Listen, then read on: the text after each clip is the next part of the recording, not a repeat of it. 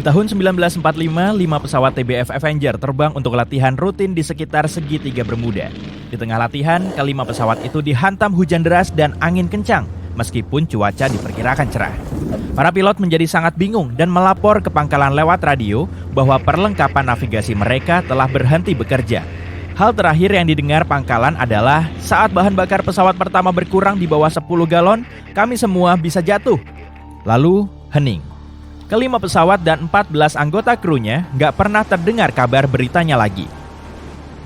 Dalam pelayaran pertamanya ke dunia baru di tahun 1492, Christopher Columbus berlayar melewati segitiga Bermuda. Columbus melaporkan bahwa suatu malam saat keluar ke geladak kapal, dia melihat cahaya raksasa yang nggak mirip apapun yang pernah dilihatnya muncul di kejauhan. Columbus melihat kompasnya dan alat itu memberikan arah tak menentu. Mungkin kamu sudah tahu segitiga Bermuda nggak tercantum di peta dunia manapun. Ini karena berbagai lembaga resmi menolak untuk mengakui kalau area itu benar-benar ada. Sebuah teori populer menyatakan gelombang raksasalah menyebabkan banyaknya kapal dan pesawat yang hilang. Oleh para ahli, fenomena ini disebut gelombang badai ekstrim. Gelombang ini muncul ketika berbagai pola cuaca terjadi di tempat yang sama dan menyebabkan gelombang besar tak terduga. Para saksi bilang gelombang itu mirip dinding air raksasa.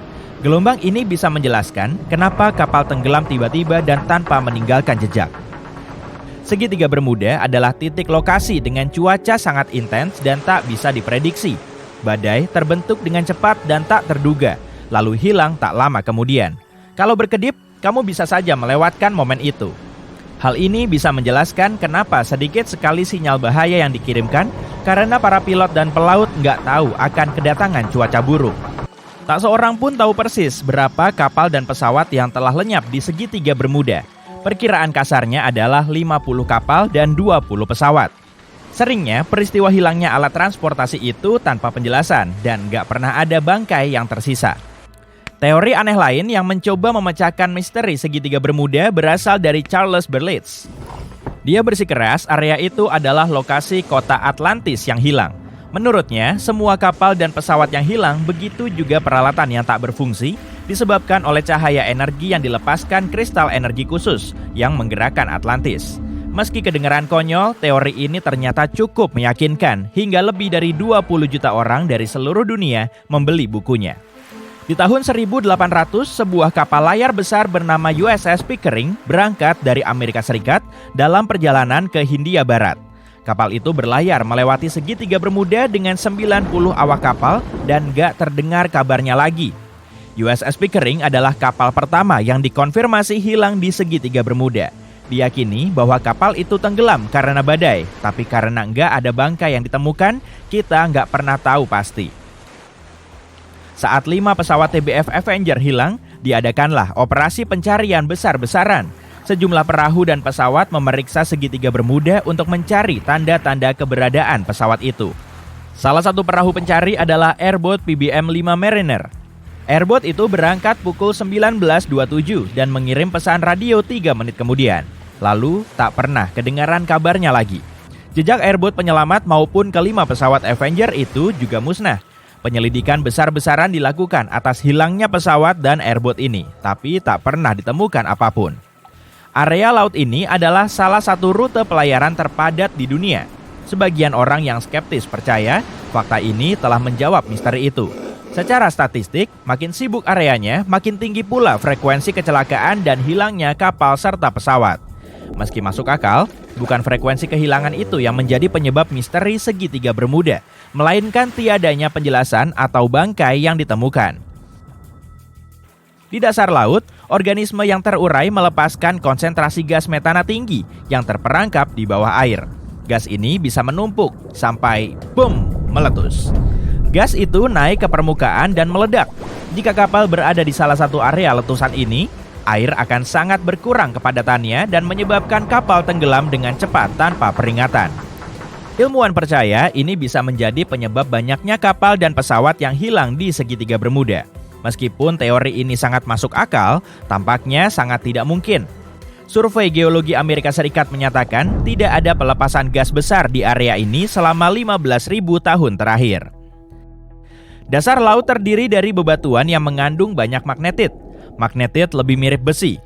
Medan magnet bereaksi terhadap konsentrasi magnetit tinggi di dasar laut yang bisa memicu semacam konflik antara keduanya. Ini bisa menyebabkan berbagai anomali cuaca dan hasilnya terjadilah masalah navigasi. Wajar saja kalau perubahan apapun di dasar laut atau di medan magnet bumi akan sangat memengaruhi segitiga Bermuda. Karena medan magnet terus-menerus bergerak, ada kemungkinan segitiga Bermuda juga terbawa.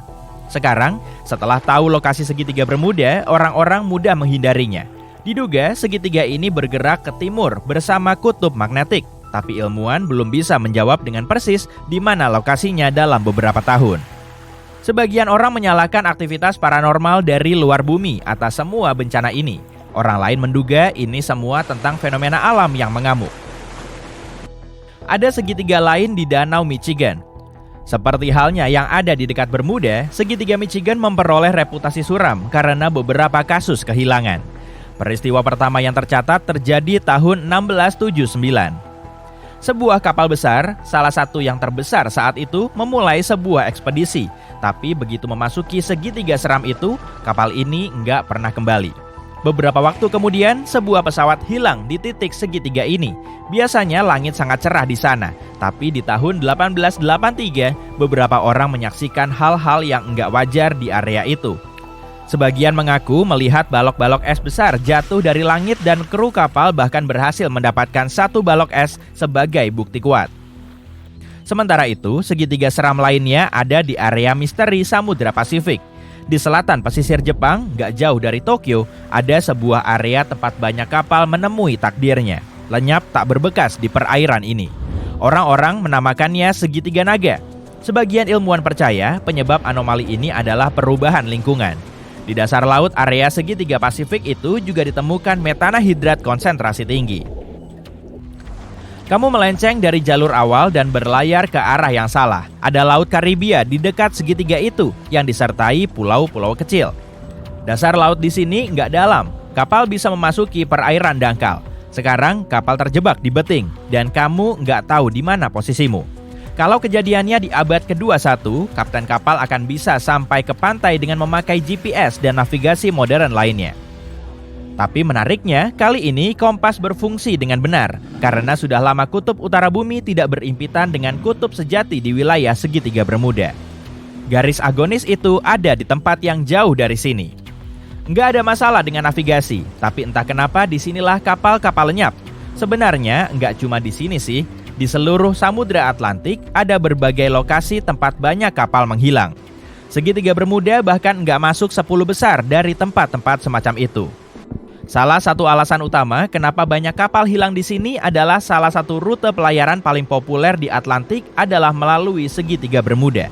Dan kalau ada makin banyak kapal di suatu tempat, bisa jadi makin banyak pula kecelakaan kapalnya. Sederhananya seperti itu.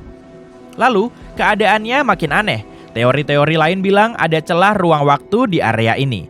Kapal-kapal dan pesawat yang masuk ke dalam celah ini akan berakhir di masa lalu atau masa depan. Tapi karena alasan tertentu, nggak ada satu bukti pun yang bisa menjelaskan mitos ini. Nggak ada alasan untuk mendasari bahwa celah itu tersembunyi di suatu tempat di sini. Pangkalan peradaban luar bumi berlokasi di segitiga Bermuda. Para pengunjung dari galaksi lain mencuri kapal-kapal beserta krunya. Jadi tak seorang pun bisa menemukan bangkai kapal. Ini juga sebuah mitos populer yang nggak bisa dibenarkan secara ilmiah. Kraken hidup di suatu tempat di dalam segitiga. Ini adalah cumi-cumi raksasa yang menenggelamkan kapal dan juga merupakan legenda yang saling diceritakan oleh para pelaut.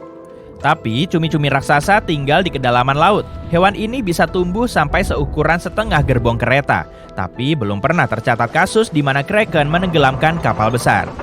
Di area segitiga Bermuda, kraken belum pernah terlihat. Orang-orang di masa lalu nggak tahu akan keberadaan makhluk ini. Jadi saat melihatnya untuk pertama kalinya, mereka menggambarkannya sebagai monster besar mengerikan. Cumi-cumi raksasa termasuk makhluk yang paling sulit dipahami di bumi. Dan ilmuwan harus memakai sonar untuk menemukannya. Hewan ini nggak suka meninggalkan kedalaman laut yang gelap dan kemungkinan akan takut terhadap bunyi kapal. Jadi, fakta ini harusnya mencoret cumi-cumi sebagai tersangka.